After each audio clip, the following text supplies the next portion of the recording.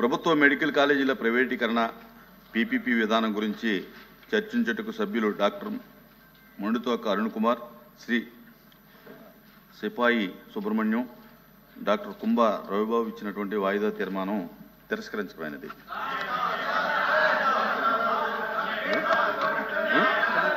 Papers including the list of business are deemed to have been laid on the table of the house. No. Meva. I am announced to the house that I have received the following message from the Honorable Speaker of Andhra Pradesh Legislative Assembly. In accordance with Rule 123 of the Rules of the Procedure and Conduct of Business in the Andhra Pradesh Legislative Assembly, I transmit a copy each of the following bills as passed by the Legislative Assembly on 19th September 2025 and signed by me. The Andhra Pradesh Motors Vehicles Taxation Amendment Bill 2025, LA Bill number 10 of 2025. Second, the Andhra Pradesh Shops and Establishments Amendment Bill 2025, LA Bill number 11 of 2025. The Andhra Pradesh State Commission of Scheduled Tribes Amendment Bill 2025, LA Bill number 12 of 2025.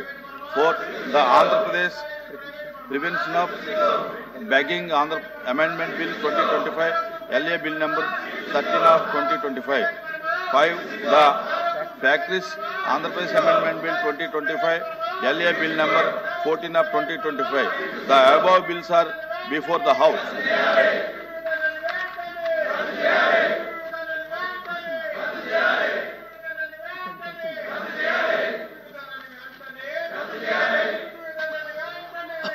Please, దయచేసి కూర్చోండి. Please, దయచేసి కూర్చోండి.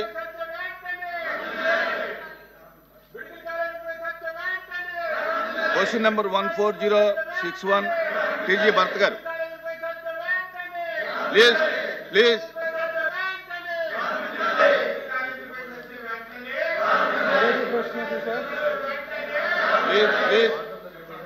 మొదటి ప్రశ్నకి సమాధానం 20 లక్షల జాబులు by 2029 ఇస్తామని చెప్పి కమిట్మెంట్ ఇవ్వడం జరిగింది. సో 29 లోపల 20 లక్షల జాబ్స్ కల్పిస్తాం అధ్యక్ష. అలాగే రెండో కంటిన్యూ వింటే చెప్తాను. రెండో ప్రశ్నకు సమాధానం బిఎస్సీలో ఒప్పుకున్నమాట వాస్తవం అంటే ఇవాళ అనేది కాదు కదా. మొత్తం ఎన్ని జాబ్స్ అంటే దాదాపు 4,55,937 జాబ్స్ ఇవ్వడం జరిగింది. దాంట్లో మెగా డిఎస్సి నుంచి 15,941 అంటే 16,000 ఇవ్వడం జరిగింది నోటిఫికేషన్. సెలెక్ట్ అయినది 15,941. అలాగే వేరియస్ గవర్నమెంట్ డిపార్ట్మెంట్స్ నుంచి 9,093. దాంట్లో రెగ్యులర్ ఎంప్లాయ్మెంట్ 4,179, కాంట్రాక్ట్ ఏమో 2,046, అవుట్ సోర్సింగ్ వచ్చి 2,868. వేరియస్ డిపార్ట్మెంట్స్ నుంచి అంటే దాదాపు 3,48,000 ఎంప్లాయ్మెంట్ రావడం జరిగింది మన గవర్నమెంట్ వచ్చిన తర్వాత. ఇది కాక అధ్యక్ష జాబ్ మేళాస్ నుంచి 82,012 జాబ్స్ ప్రొవైడ్ చేయడం జరిగింది. మూడో ప్రశ్నకి డిస్ట్రిక్ట్ వైజ్ పర్టిక్యులర్స్ వచ్చి మెగా డిఎస్సి నుంచి 15,941 జాబ్స్ ఇవ్వడం జరిగింది.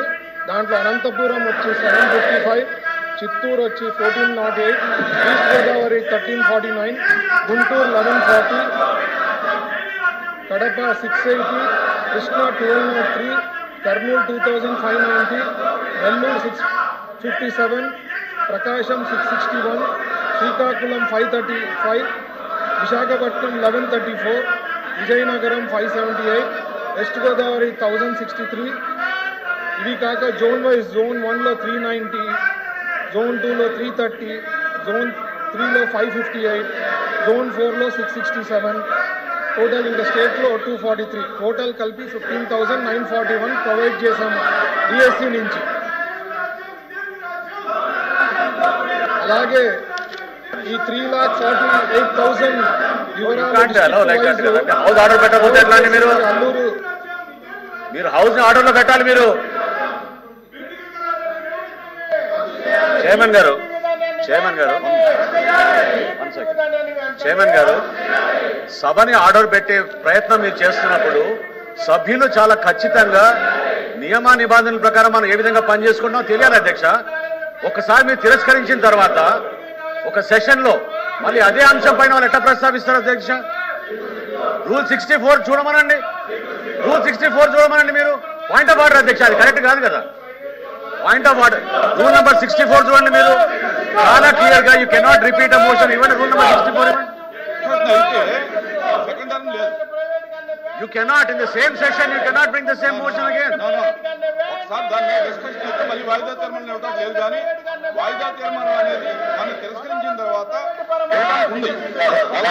చైర్మన్ గారు వాయిదా తీర్మానం ఒక్కసారి మీరు తిరస్కరించిన తర్వాత ఇంకోసారి రాకూడదు సెషన్ లో ఆ అంశం పైన వారు ఎట్లా అండి? రూల్ నెంబర్ 64 చూడండి. మీరు యాక్షన్ తీసుకోవాలి. మీరు ఎట్లా వదిలేస్తే ఎట్లా? మీరు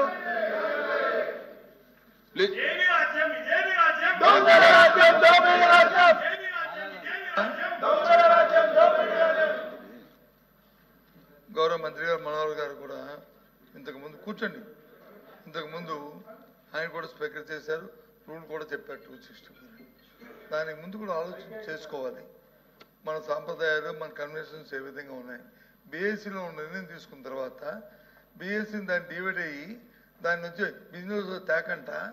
బిజినెస్ తేకుండా కూర్చోమ్మా నీకు ఇస్తారు తర్వాత తేకుండా మరి ఏ విధంగా వాళ్ళు అయ్యారని అధ్యక్ష దానికి రూల్ లేదా మన రూల్ బుక్లో చెప్పంటారా?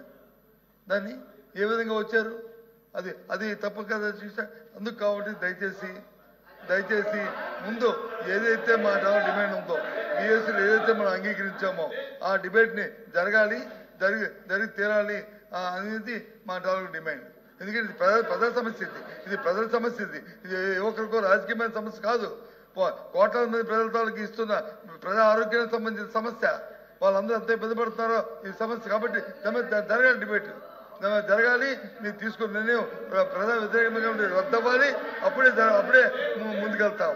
అంతేగాని మాకు ఇంకో దురుద్దేశం లేదు.